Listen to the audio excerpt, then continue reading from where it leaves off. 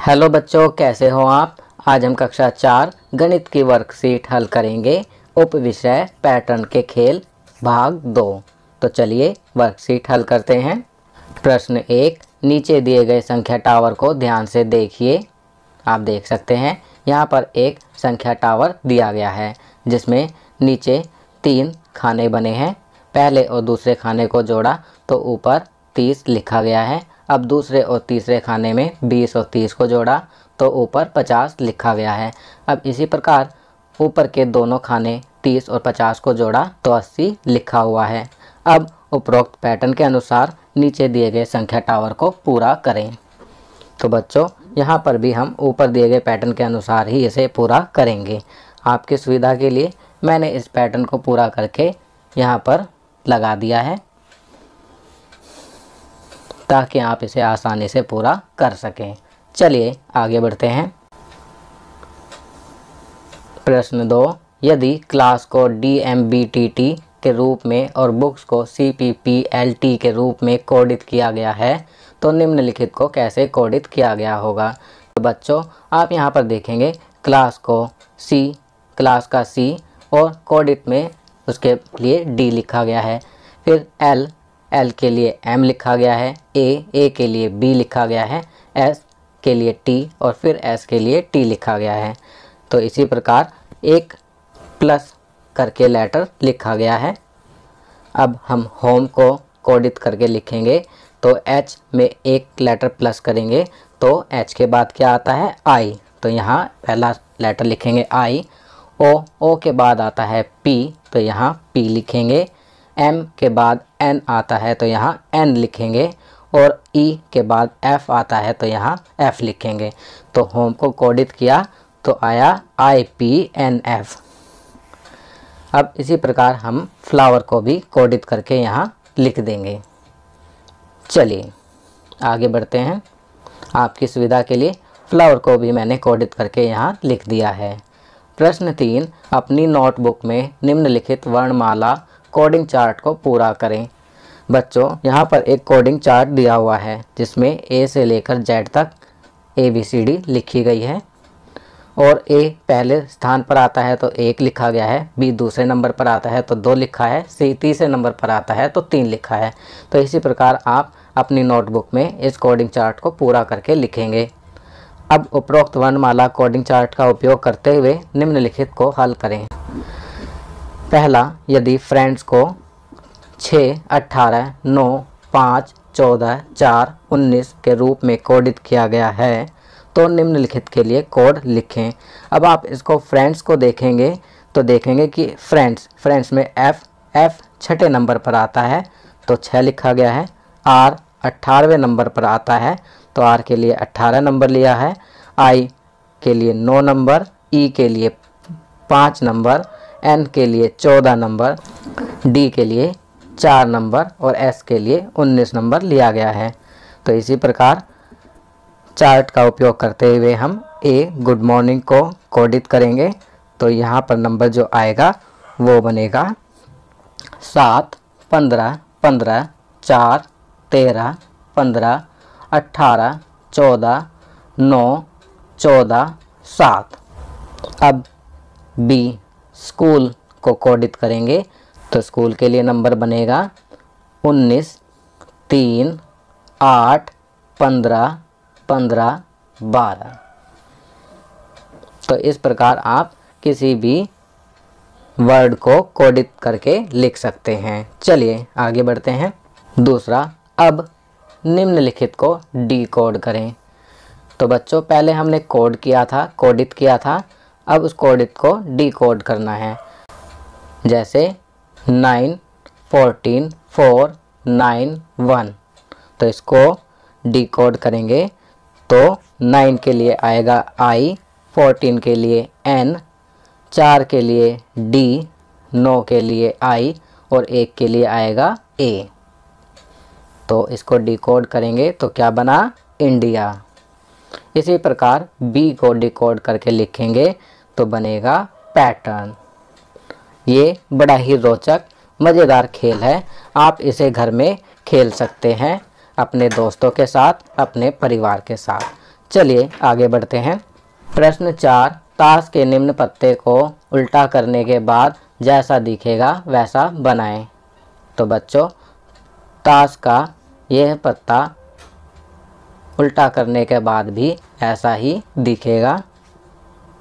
आपकी सुविधा के लिए मैंने यहाँ पर पिक्चर लगा दी है। चलिए अगला प्रश्न करते हैं। प्रश्न 5, नीचे दिए गए नीले बॉक्स में 11 से 16 तक की संख्याओं को ऐसे लिखें ताकि प्रत्येक जोड़ का योग समान हो जाए। प्रत्येक जोड़े का योग भी लिखें। तो यहाँ पर हम 11 से 16 के लिए लिखेंगे नीले बॉक्स में 11 जमा 16, 12 जमा 15, 13 जमा 14। अब आप देखेंगे कि इन सबका जो जोड़ है वह 27, 27, 27 आएगा। चलिए आगे बढ़ते हैं।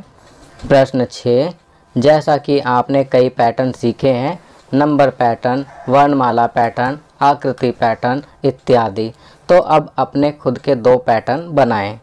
तो बच्चों, यहाँ पर आपको स्वयं अपने 2 पैटर्न बनाने हैं। यह कार्य आप स्वयं करेंगे। आपकी सुविधा के लिए मैंने यहाँ पर इस प्रकार के पैटर्न बनाए हैं। चलिए आगे बढ़ते हैं। जीवन कौशल आयु की गणना, जन्म के दिन से लेकर वर्तमान दिन तक के समय की गणना करके हम किसी की भी आयु ज्ञात कर सकते हैं। बच्चों, यहाँ पर कहा गया है कि जिस दिन जन्म होता है उस दिन से लेकर वर्तमान दिन तक के समय की गणना करके हम किसी की भी आयु ज्ञात कर सकते हैं। अर्थात यदि कोई व्यक्ति जनवरी 2000 में पैदा हुआ है तो इस जनवरी 2021 में वह 21 वर्ष का हो चुका होगा। अब यहाँ पर प्रश्न भी दिए गए हैं। प्रश्न 1, अपने परिवार के सदस्यों या मित्रों के नाम की सूची बनाएं तथा उनकी जन्म तिथि व उनकी वर्तमान तिथि तक की आयु लिखिए। तो यहाँ हम क्रम संख्या 1, 2, 3, 4 लिखेंगे। परिवार के सदस्यों या मित्रों के नाम की सूची में अपने परिवार के सदस्यों के या मित्रों के नाम लिख सकते हैं। जन्म तिथि लिखेंगे उनकी, और वर्तमान में जो आयु है अर्थात आज की डेट के हिसाब से जो उनकी आयु है वो लिखेंगे। यहाँ क्रम संख्या में 1 में मैं अपने पिताजी का नाम लिखूँगा, यहाँ गंगा प्रसाद, जिनकी जन्म तिथि 26 अक्टूबर 1980 और वर्तमान समय में आयु 41 वर्ष है। दूसरा, राधा माता का नाम, जन्म तिथि 15 सितंबर 1982, वर्तमान आयु 39 वर्ष। तीसरा, मेरा भाई संजय, जन्म तिथि 3 अप्रैल 2009, वर्तमान आयु 12 वर्ष। चौथा, अरुण, स्वयं मैं 5 जून 2011 जन्म तिथि और वर्तमान में आयु 10 वर्ष। बच्चों, यहाँ हमें याद रखना है कि जन्म वर्ष को वर्तमान वर्ष में से घटाने पर वर्तमान आयु ज्ञात हो जाती है। जैसे गंगा प्रसाद, वर्तमान आयु के लिए हम वर्तमान वर्ष 2021 उसमें से 1980 जो कि जन्म तिथि है को घटाएंगे तो वर्तमान आयु 41 वर्ष आ जाएगी। इसी प्रकार आप किसी भी व्यक्ति की वर्तमान आयु उसकी जन्म तिथि से ज्ञात कर सकते हैं। चलिए आगे बढ़ते हैं। प्रश्न 2, किसी भी व्यक्ति की जन्म तिथि में कौन सी 3 चीज़ें मुख्य रूप से इसे अर्थपूर्ण बनाती हैं। तो यहाँ पर आपको लिखना है कि किसी भी व्यक्ति की जन्म तिथि में कौन सी 3 चीज़ें मुख्य रूप से इसे अर्थपूर्ण बनाती हैं। तो पहला होता है तिथि अर्थात तारीख, दूसरा होता है माह अर्थात महीना, तो तीसरा होता है वर्ष अर्थात सन। जैसे यदि किसी की आयु 26 अक्टूबर 1980 है तो 26 तारीख हो गई, अक्टूबर अर्थात 10वां महीना हो गया और 1980 सन अर्थात वर्ष हो जाता है। चलिए आगे बढ़ते हैं। संस्कारशाला, छोटी छोटी पर बड़ी बातें, सरफरोशी की तमन्ना अब हमारे दिल में है, देखना है जोर कितना बाजुए कातिल में है। राम प्रसाद बिस्मिल। तो बच्चों, राम प्रसाद बिस्मिल जी ने कहा था, सरफरोशी की तमन्ना अब हमारे दिल में है, देखना है जोर कितना बाजुए कातिल में है।